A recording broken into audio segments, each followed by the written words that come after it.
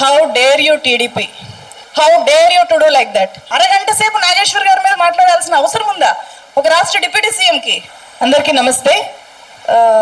ఇట్లాంటి ఒక కార్యక్రమాన్ని నిర్వహిస్తున్న తెలంగాణ క్రాంతిదల్ పృథ్వీరాజ్ గారికి ధన్యవాదాలు.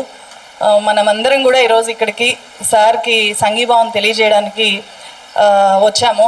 బట్ నేను ఒకే ఒక క్వశ్చన్ అడగాలి అని అనుకుంటున్నాను. How dare you TDP, how dare you TDP to post like that, how dare you TDP to troll like that. లిటరల్గా తెలుగుదేశం పార్టీ ప్రొఫెసర్ నాగేశ్వర్ గారిని ట్రోల్ చేసింది, దారుణంగా ట్రోల్ చేసింది. ఒక ట్రోల్ పేజ్ స్థాయికి Telugu Desam party official Twitter handle దిగజారిపోయింది. ఎంత ధైర్యం ఉంటే, ఎంత బరితెగించిపోతే, ఎంత దిగజారిపోతే ఒక ట్రోల్ పేజ్ స్థాయికి Telugu Desam party official Twitter handle దిగజారిపోతుంది. ఒక ట్రోల్ పేజ్ లాగా ఎలా మారిపోతుంది? ఒక రాజకీయ పార్టీ కండువాని ఒక ప్రొఫెసర్, ఒక గౌరవనీయ వ్యక్తి ఆయన మెడలో వేసి అవమానించాలి అంటే మీరు ఏ స్థాయికి దిగజారిపోయి ఉండాలి? How dare you to do like that. జర్నలిస్టులను మీరు కొనేయచ్చు. నేను రీసెంట్గా చేసిన వీడియోలో చెప్పాను, వాళ్ళ దృష్టిలో రెండు రకాల జర్నలిస్టులు ఉంటారు. ఒకరు వాళ్ళు కొనేయగలిగిన వాళ్ళు, రెండో వాళ్ళు కొనలేనప్పుడు వేరే పార్టీ కండువాలని వీళ్ళ మెడలో వేసి వీళ్ళు పలానా పార్టీ వాళ్ళు కాబట్టి వీళ్ళు చెప్పేదానికి విశ్వసనీయత లేదు అని చెప్పి వాళ్ళ క్రెడిబిలిటీని దెబ్బతీయడం.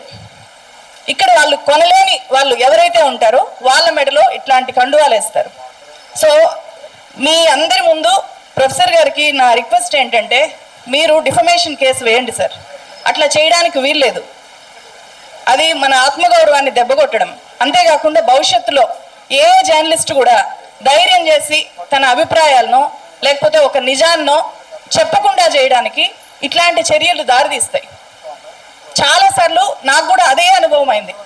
ఇదే సేమ్ టీడీపీ నుంచి వైజాగ్ స్టీల్ ఫ్యాక్టరీకి సంబంధించి నేను ఒక చాలా పెద్ద ఇన్వెస్టిగేటివ్ స్టోరీ చేస్తే, వైజాగ్ స్టీల్ ఫ్యాక్టరీ పోరాటంలో భాగం అవడానికి అక్కడ ఒక ఆందోళన కోసం వెళ్తే, నేను అక్కడికి వెళ్ళగానే ఐవీఆర్ కాల్స్ చేశారు. ఆ తర్వాత టోటల్ టీడీపీ మీడియాని మొత్తం దించి, టీడీపీ సోషల్ మీడియాని మొత్తం దించి నా మెల్లో కండువా వేసి నా నుదుటిన వైఎస్ఆర్సీపీ జెండాలు అతికించి చాలా నీచంగా ట్రోల్ చేశారు. అయితే అంతకంటే దారుణం ఇప్పుడు అఫీషియల్ హ్యాండిల్స్ నుంచి చేయడం. వాళ్ళ ట్రోల్ ముఠా నుంచి అప్పుడు చేయించారు, ఇప్పుడు అఫీషియల్ హ్యాండిల్స్ నుంచి చేయించారు. సో నేను చేసిన అదే వీడియోలో నేను వైఎస్ఆర్సీపీని కూడా ఎక్స్పోజ్ చేశాను, టీడీపీని ఎక్స్పోజ్ చేశాను. ఏ రాజకీయ పార్టీ వైజాగ్ స్టీల్ ఫ్యాక్టరీని ఈరోజు అంత దయనీయమైన స్థితిలోకి దిగజార్చేశాయో అనే పూర్తి విషయాల్ని నేను ఫ్యాక్ట్స్తో, డాక్యుమెంట్స్ ఆధారంగా, అక్కడుండే వాళ్ళ వాయిసెస్ ఆధారంగా ఎగ్జిబిట్ చేస్తే అంత దారుణంగా చాలాసార్లు ఎలక్షన్స్ టైంలో కూడా అంతే. అంటే ఇక్కడ నేను ఒక రాజకీయ పార్టీ అనట్లేదు, ప్రతి రాజకీయ పార్టీకి ఈరోజు ట్రోల్ ఆర్మీస్ ఉన్నాయి. వాళ్ళకి నచ్చిన వ్యాఖ్యలు ఎవరు చేసినా సరే వాళ్ళ ముఠాలనంతా కూడా ఆ పర్టికులర్ జర్నలిస్ట్ మీదకి ఉసిగొల్పుతున్నాయి. చాలా రాజకీయ పార్టీలు ఇదే చేస్తున్నాయి.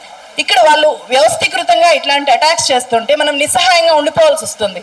అరే ఎందుకు ఏపీ పాలిటిక్స్ గురించి మాట్లాడాలి అంటే నేను పదే ఆలోచిస్తాను. ఏపీ పాలిటిక్స్ గురించి ఒక వీడియో చేయాలి అంటే చాలాసార్లు ఆలోచిస్తాను. ఇది నిజంగా చెయ్యాలి, తప్పదు చేయక అంటేనే చేస్తున్నా. ఎందుకంటే ఇదే పరిస్థితి. ఏదైనా సరే వాస్తవం చెప్పాలి అంటే అక్కడ స్వీకరించడానికి రెడీగా ఉండరు. తెలంగాణలో లాగా కాదు. ఏపీలో ఉండేవి రెండే పార్టీలు. ఉంటే నువ్వు అక్కడుండు, లేకపోతే ఇక్కడ ఉండు. ఉంటే నువ్వు అక్కడ ఉంటావు, లేకపోతే ఇక్కడ ఉంటావు. నువ్వు న్యూట్రల్గా ఉంటావు అని చెప్పి ఎవరు నమ్మరు అక్కడ. అంత దారుణమైన పరిస్థితిలోకి మీడియా దిగజారింది. కాబట్టి వీళ్ళు న్యూట్రల్గా ఉండే జర్నలిస్టులు అనడానికి కూడా వాళ్ళు రియలైజ్ అవ్వలేకపోతున్నారు. వీళ్ళు న్యూట్రల్గా ఉంటారు, వీళ్ళు వాస్తవాలు చెప్తున్నారు, దాని నుంచి మనం ఏదైనా తీసుకోగలిగితే తీసుకుందాము, ఫీడ్బ్యాక్ కింద తీసుకుందాము అంటే కూడా వాళ్ళు డైజెస్ట్ చేసుకోలేకపోతున్నారు. వాళ్ళ దృష్టిలో అందరూ కూడా అమ్ముడుపోయిన జర్నలిస్టులే. నిజంగా వాళ్ళు అమ్ముడుపోయిన జర్నలిస్టులు అని చెప్పి భావించరేమో కానీ అట్లాంటి ప్రచారం అయితే చేస్తారు. ఎందుకు చేస్తారు, ఎందుకు భావించరు అంటే అధికారం వాళ్ళ చేతిలో ఉంటుంది. ఎవరి ఫోన్ నెంబర్ అయినా వాళ్ళ దగ్గర ఉంటుంది. ఫోన్ నెంబర్లతో పాన్ నెంబరు అటాచ్ అయి ఉంటుంది. ఎవరి అకౌంట్లోకి ఏ పార్టీ నుంచి ఎంత ఫండ్ ట్రాన్స్ఫర్ అయ్యేది గవర్నమెంట్లో ఉండే వాళ్ళు ఈజీగా తెలుసుకోవచ్చు. అట్లాంటివి ఎక్స్పోజ్ చేయొచ్చు కదా. నాగేశ్వర్ గారి ఇన్కమ్, లీగల్ ఇన్కమ్ ఎంత ఉందో నేను అందుకే చెప్పాను. నేను చేసిన వీడియో స్టార్టింగ్లోనే 10 లక్షల రూపాయలు లీగల్ ఇన్కమ్ పొందుతున్న వ్యక్తికి ఏదో టీడీపీ దగ్గర వైఎస్ఆర్సీపీ దగ్గర డబ్బులు తీసుకోవాల్సిన అవసరం ఉంటుందా? ఎందుకు ఉంటుంది? పోనీ ఆయన ఏపీ పొలిటీషియన్గా మారాలనుకుంటున్నారా? రాజ్యసభకి వెళ్ళాలనుకుంటున్నారా? ఏమీ లేదు కదా. అంతకు మించిన మీ దగ్గర ఆధారం ఏమైనా ఉందా అని చెప్పి ఏమీ ఉండదు. నిజంగానే అకౌంట్స్ బయట పెట్టచ్చు కదా.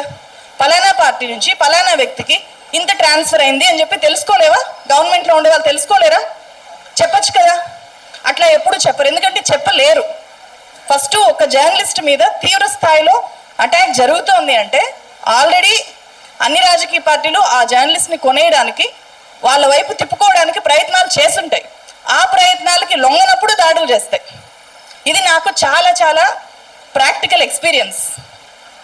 సో అందుకనే ఈ సందర్భంగా టీడీపీ ఖచ్చితంగా క్షమాపణలు చెప్పాలి అని చెప్పి ఒక జర్నలిస్ట్గా నేను డిమాండ్ చేస్తున్నాను ఈ వేదిక నుంచి.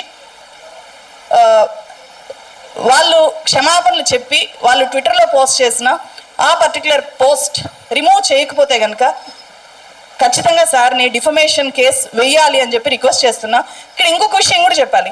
రాజకీయ పార్టీల మీద, రాజకీయ పార్టీ లీడర్ల మీద మనం ఒక వ్యాఖ్యానం చేస్తేనో లేకపోతే ఒక వాస్తవాన్ని చెప్తేనో వాళ్ళు అంత అఫెండ్ అయిపోయి ఇలా దాడులు చేస్తారు. అలాగే రీసెంట్గా మనం చూసాం బండి భగీరథ కేసులో చాలా మంది జర్నలిస్టులకి, ఇక్కడుండే వనజ మేడంకి కూడా నోటీసులు వచ్చాయి, వీడియోలని డౌన్ చేశారు, చాలా చేస్తున్నారు. సో అంటే మీ దగ్గర పవర్ ఉంది కాబట్టి ఆ పవర్ని మీరు ఎలా అయినా యూజ్ చేయొచ్చు. మా దగ్గర పవర్ ఉండదు, మేము ఇండివిజువల్ వ్యక్తులం కాబట్టి మేము నిస్సహాయంగా ఉండిపోవాలా? మా డ్యూటీ మేము చేయకూడదా? ఆయన డ్యూటీ ఆయన చేశారు. సో మీ డ్యూటీ ఏంటో మీరు తెలుసుకోండి. మీరు చేయాల్సిన పని పక్కన పెట్టి అటాక్ చేయడమే డ్యూటీగా పెట్టుకోవడం ఏంటి? రాజమండ్రిలో పవన్ కళ్యాణ్ గారు మాట్లాడినప్పుడు కూడా ఆ మొత్తం అరగంట సేపు నాగేశ్వర్ గారి మీద మాట్లాడాల్సిన అవసరం ఉందా? ఒక రాష్ట్ర డిప్యూటీ సీఎంకి నాగేశ్వర్ గారి మీద మాట్లాడారు. నాగేశ్వర్ గారి మీద ఎందుకు ఈ స్థాయిలో ఫ్రస్ట్రేట్ అయి మాట్లాడుతున్నారు అని చెప్పి ఆ అరగంట మీటింగ్ కనుక మనం చూస్తే తమిళనాడు పాలిటిక్స్ ఆయన్ని చాలా ఇబ్బంది పెట్టేశాయంట. తమిళనాడు పాలిటిక్స్లో విజయ్ హాలోగ్రామ్స్ పెట్టుకొని ఫొటోస్ పెట్టుకొని గెలిచేశారంట. అది ఎట్లా అనిపించిందంటే ఎలా నవ్వాలో కూడా అర్థం కావట్లేదు.